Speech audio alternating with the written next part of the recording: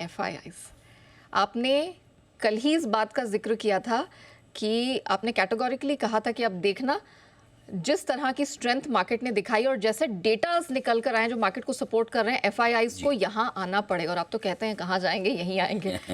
कल क्या किया और क्या मायने क्या है सर इसके? देखिए, ये होना ही था। किस दिन होना था यही नहीं पता था। ये हमें पता है कि जब आप 65,000 करोड़ की बिकवाली करें पूरे महीने भर में, कैश, इंडेक्स फ्यूचर्स और स्टॉक फ्यूचर्स मिला के, और वो बिकवाली ऐसे आपकी पूरी की पूरी खा जाए लोग और बाज़ार लाइफ हाई के नज़दीक पहुंच जाए, तो एफआईआईज़ को समझ में आता है कि हमारी बादशाह जा चुकी है। अब हम बैक सीट पर हैं, ड्राइविंग सीट पर नहीं। पहले हिंदुस्तान के बाजार ये चलाते थे, अब नहीं चला पाते, क्योंकि हिंदुस्तान के अपने इन्वेस्टर्स का पैसा है, रिटेल इन्वेस्टर्स डायरेक्टली भी और इनडायरेक्टली म्यूचुअल फंड्स के जरिए जो बड़ा पैसा हम अपने बाजारों में लगा रहे हैं, तो लीडरशिप हमारी है। इसलिए मैं बार बार कहता हूँ, कहाँ जाएंगे, यहीं आएंगे। और सबसे बढ़िया बात ये 22,000 पर बेच के जाते हैं और 23,000 पर लेने आते हैं। लेकिन कल के लेने का तरीका बड़ा मज़ेदार था। कैसे मज़ेदार क्या है कि एफआईआईज़ इंतज़ार इस बात का कर रहे थे कब ले, क्योंकि बेच के तो थक गए थे। और पिछले 3-4 दिनों से ये संकेत तो मिल रहा था कि बेचने की स्पीड कम कर दी जाए। जो रोज़ पहले 6-7 हज़ार 8 हज़ार करोड़ की बिकवाली की स्पीड चली थी, वो घट के 2-3 हज़ार करोड़ में आ गई। सो स्पीड तो कम कर दी थी, एक आध दिन बीच में रुके भी, लेकिन खरीदने के लिए कोई ट्रिगर चाहिए था।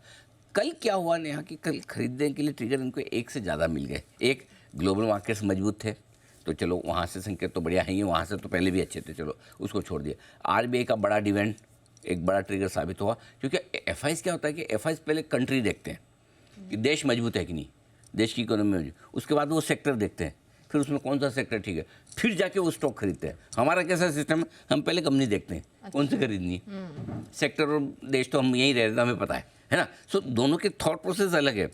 वो बाहर से आते तो पहले ब्रॉड पिक्चर देखना पसंद करते हैं। ब्रॉड पिक्चर उनको समझ में आ गई कल बड़े डिविडेंड से कि भाई ये तो इतना कमा रहा है इनका बैंक, और सरकार को दे रहा है, फिस्कल डेफिसिट ऐसे ही कम हो रहा है, पैसे और आ रहे हैं सरकार, आपका जीएसटी रिकॉर्ड हाई पर है, income tax collection record high पर है, आरबीआई का डिविडेंड रिकॉर्ड हाई पर है, खजाना तो भरा पड़ा है ना। तो इसलिए पहला वो मैक्रो फैक्टर से एफआईआईज़ का मूड जल्दी बदलता है।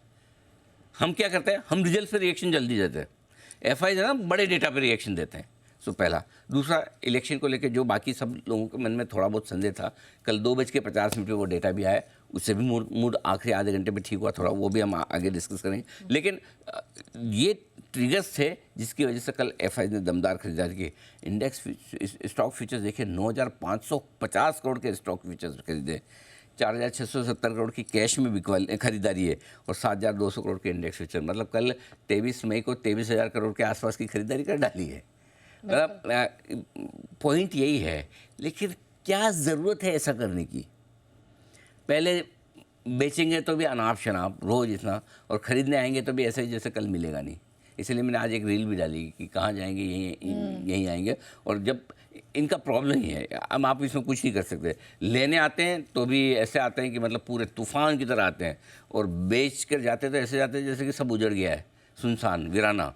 तो बस यही है एफआईआईज़। लेकिन ठीक है, आगे देखो, कल तो डे 1 था जी। अब कल शॉर्ट कवरिंग का भी सहारा मिला था, नो डाउट थोड़ा, लेकिन अब चाहिए ये कि अगले 1-2 दिनों तक थोड़ी फ्रेश खरीदारी और एफआईआईज़ की तरफ से आए, वो सबसे बड़ा निर्णायक ट्रिगर होगी बाजार के लिए।